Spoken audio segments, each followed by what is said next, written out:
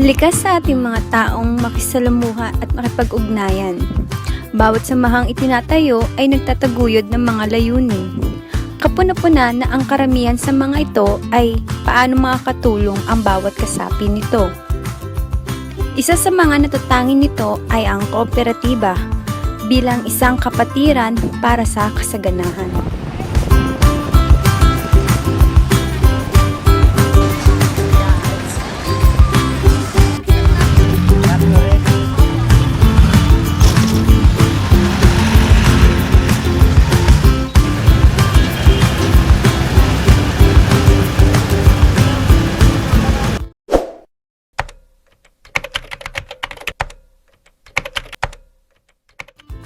Ang kooperatiba ay isang samahan ng mga taong may iisang adhikain at pinagbubuklod ng kanilang pare-parehong interes at mithiin.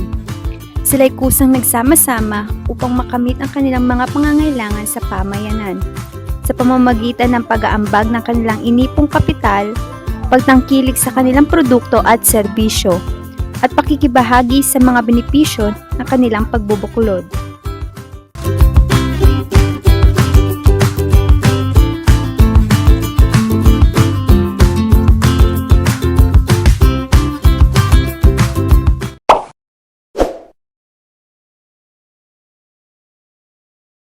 Sa bisa ng Republic Act 6939, na itatag at nabigyan ng kapangyarihan ang Cooperative Development Authority. Ito ay bilang pagkilala sa mahalagang papel na ginagampanan ng mga kooperatiba sa kunlaran ng ekonomiya ng ating bansa. Pangunahing mandato ng CDA ang magbigay ng juridical identity sa mga kooperatiba. Dito ay nakapaloob ang paniniguro na naipatutupad ng mga kooperatiba ang magandang serbisyo na may transparency. Nagbibigay assistance din ang CDA para sa capacity building sa pamamagitan na available ang impormasyon, mga kakayahan na nilalakipan ng positibong work ethics. Nagsasagawa ng mga management at training programs ang CDA na maaaring hilingin ng mga kooperatiba na nagnanais na matuto ang kanilang mga miyembro. Inuugnay din ng CDA ang mga lokal na pamahalaan at ang pribadong sektor upang lalong maorganisa at lalong ma-develop ang mga kooperatiba.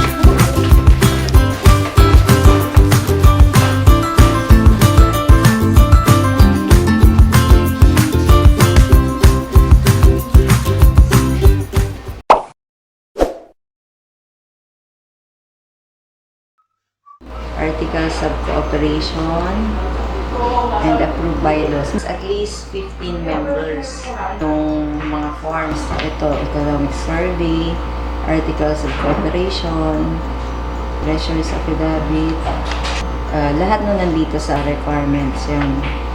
Tapos, kapag na-accomplish nyo na lahat to at okay na yung reservation name nyo, isasubmit nyo na sa Manila Extension Office. Tapos, mag-PPMES kayo doon, yung pre-membership education seminar. Sila kasi yung nagsischedule on every Thursday ng 2 p.m.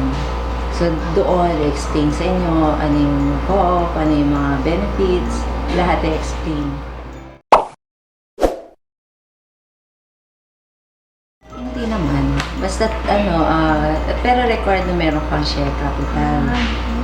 So, dapat meron kayong doon, nakalagay sa bylaws nyo, ano yung mga policies nyo pagdating sa membership, magkano yung i-require nyo sa kanila na capital share, yung ano yung mga requirements na isa-set para maging, kasi may tinatawag na associate member tsaka regular.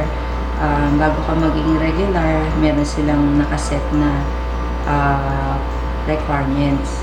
Depende sa co-op. Pagka nasa kumpanya, employees co-op. Kami ang co-op namin dito, Kapit BC Employees Cooperative. Tawag dito, meron kang dividendo, meron kang patronage refund. Pwede kang mag-apply ng mga loans for livelihood, for productive loans, kaya for emergency.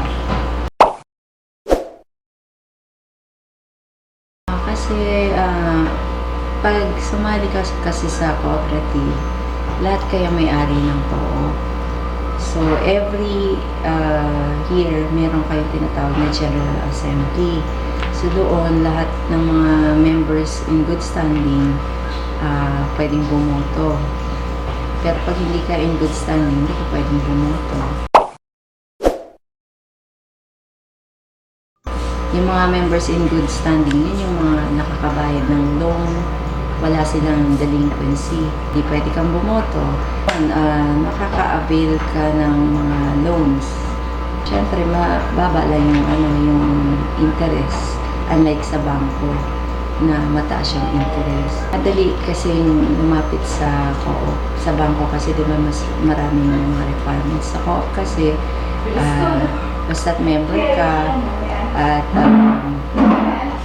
pwede kang kumbaga wala ka namang problema, hindi ka naman delinquent at qualified ka naman sa ganitong ganito, pwede. Tapos iba-iba naman kasi ang co-op. Merong mga co-ops na meron silang mga skills training na binibigay sa mga members nila. So, lalo na yung mga malalaking co-ops. Kasi kami, since naka-enclose lang dito sa mga empleyado, maliit lang yung co-op namin. Pero meron yan silang mga livelihood training. So, yung mga co-op, yung mga members ng co-op, tinuturuan paano sila magkaroon ng negosyo. So, tuturuan sila ng skills, tapos pwede silang mag-avail ng loan, doon nila gagamitin yung kapital. Yung mga ganun. Kasi kami sa credit committee, ako naka-assign sa credit committee. So, meron kaming loan ceiling sa bawat members. So, kanya maglo-loan yung isang tao, titingnan namin yung payslip niya, kung capable pa ba siyang makapagbayad. At magkano yung pinaka-net niya, kasi dapat meron siyang 4,000 a month na natitira na neto sa kanyang payslip. Kung okay lahat yun at wala naman siyang delinquent sa ibang loan window niya, pwede namin i-approve yung loan. So yun, so chine-check namin yung payslip. Dapat hindi siya mag-exceed dun sa loan ceiling. Yun kasi yung karamihan credit, pero hindi naman lahat nasa credit. Yung iba kasi kapag nag-put up ng co-op, may tinatawag na single purpose. So sa umpisa, kailangan single purpose muna kayo. For after 2 years, that's the time na pwede kayo mag-convert sa multi-purpose. Pag single purpose, kunyari service lang kayo, service lang ang pwede niyong linya ng business. Pag after 2 years, that's the time na pwede kayo mag-convert as multi-purpose. So, pwede na kayo mag-add ng ibang line ng business. So, pwede na kayo into credit, into consumer. Tapos, i-amend nyo yung bylaws mo. Bawat meron kayong babaguhin, i-amend nyo yung bylaws, isasubmit nyo sa CDE.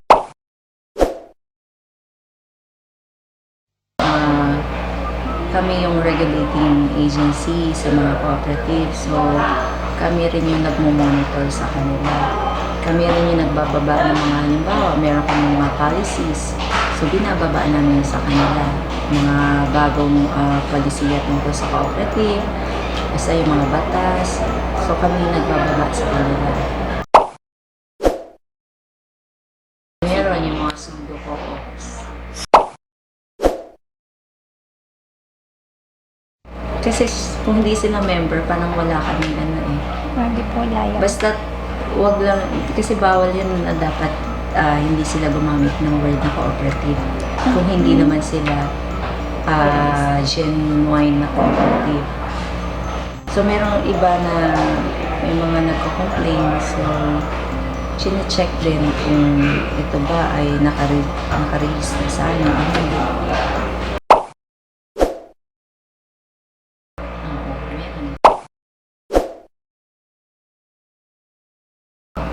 Mismanagement. Hindi nila na-manage na gusto yung pera ng co-op. Tapos, merong mga dispute between the officers ng co-op. Hindi sila magkasundo-sundo. Pero usually, yung nami-mismanage. Kasi yung walang internal control. Kaya dapat pag nagtayo ka ng co-op, dapat yung mga policies nyo sa yung pagpili nyo ng mga officers, dapat yun yung mga titingnan. Kasi hindi kayo basta-basta namimili ng officers. Kaya karamihan ng mga malalaking co-ops, mahigpit sila pagdating sa election. Hindi pwede na meron talagang screening na tinatawag sila bago ka pwede maging qualified na tumakbo bilang officer ng co-op. Kasi pinaprotect mo yung pera ng lahat. Iba't iba ang uri ng kooperatiba. Isa na rito ay ang service cooperative. Ang service cooperative, ito ay namamahala sa medical, dental care, pagpapagamot, transportasyon, siguro, pabahay, gawain, kuryente, komunikasyon, at iba pang mga serbisyo. Ang serbisyo ng health service cooperative ay ang mga sumusunod: blood pressure checking, cholesterol level check, anti-rabies, anti-tetanus, anti-pneumonia, blood sugar test at bloodletting. Sa dental service tulad ng oral prophylaxis, teeth whitening, dental, hygiene, extraction, fluoride treatment, dental sealants, and periodontal treatment. Sa maternal and child care tulad ng prenatal, sa maternity program tulad ng medical mission, dental immunization program, maternity program, and productive health family planning.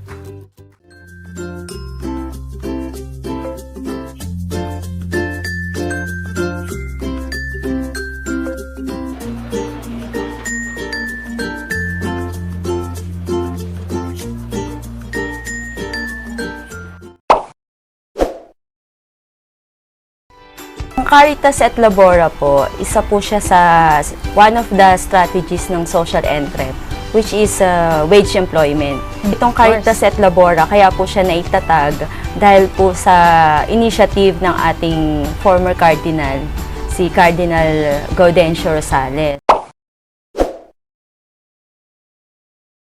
Para po sila ay maging kasapi ng Caritas et Labora, pupunta po sila sa opisina at mag-a-apply. Meron po tayong mga job opportunity. Tapos, pag na-deploy na po sila sa ating mga partner, doon na po nagsisimula yung membership nila. So, meron po silang share capital na tinatawag. Nag-aambag po yung mga kasapi.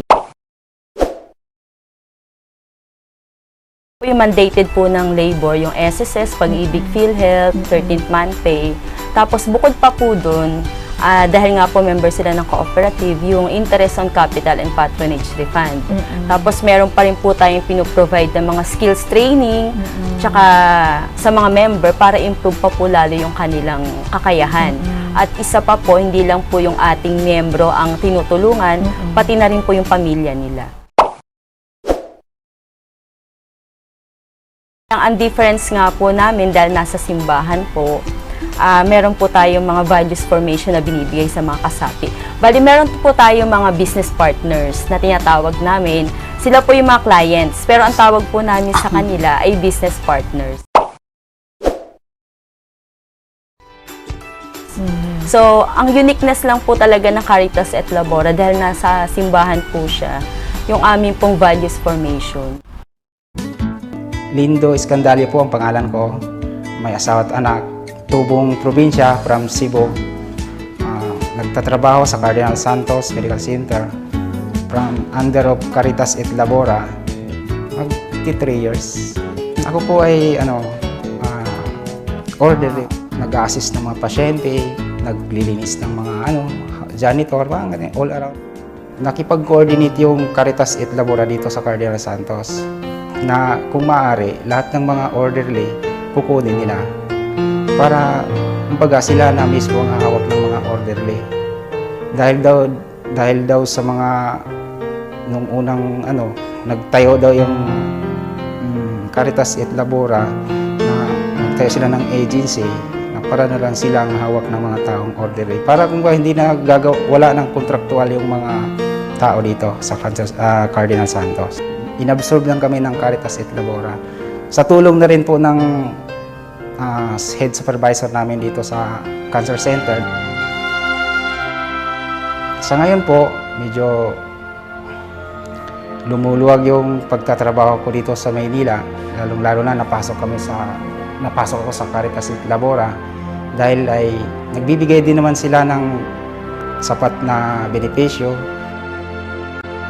Nagkakaroon kami ng values formation, nagkakaroon kami ng training kung ano yung mga pwede namin pagkakitaan. Sa Caritas ay nagbibigay kami ng share capital, yung tinatawag namin na share capital.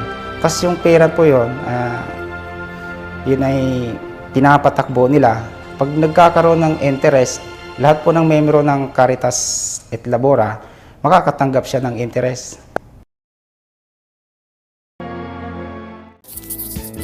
Sa ngayon, marami nang natulungan ng Caritas Service Cooperative, hindi lamang sa pagbibigay ng serbisyo, pati na rin sa pagbibigay tulong pang-pinansyal. Bukod dito, ang Caritas ay patuloy sa paglago at pamamayagpag pagdating sa usaping kooperatiba.